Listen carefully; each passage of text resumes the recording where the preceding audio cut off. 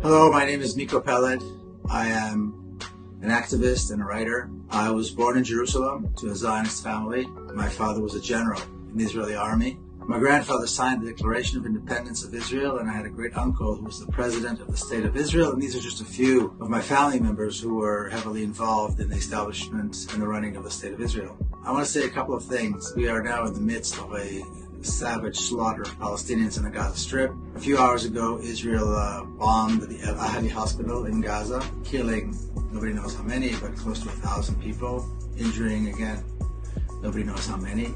Israeli savagery has been going on for 75 years, and now the world is focusing on the fact that a small group of young Palestinian fighters left the Gaza Strip in order to commit acts of armed resistance. The world is focusing on whether they were cruel, whether they were not cruel, whether they did this, maybe they did that, completely ignoring 75 years of savagery by the Zionist apartheid state known as Israel. One has to wonder how much longer it's going to take before the world wakes up.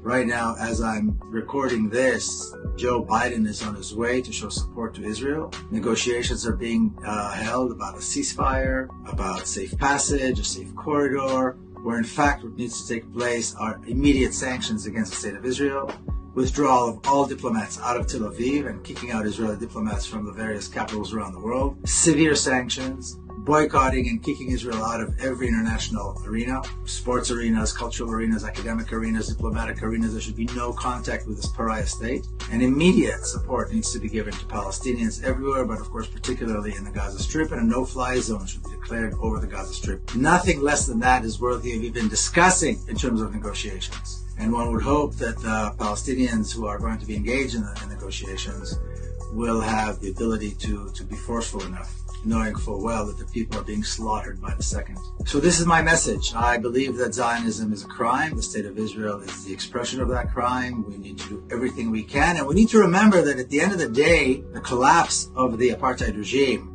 and replacing it with a free democratic Palestine will bring a good life to everyone who lives in historic Palestine, Israelis as well as Palestinians. This is about ending the violence and allowing everyone to live, allowing their children to grow up in safety, allowing people to prosper, ending the violence, ending the apartheid, ending the racism. That's what this is about. So don't anybody dare challenge Palestinians on morality. I don't want to see anybody dare challenge Palestinians on humanity.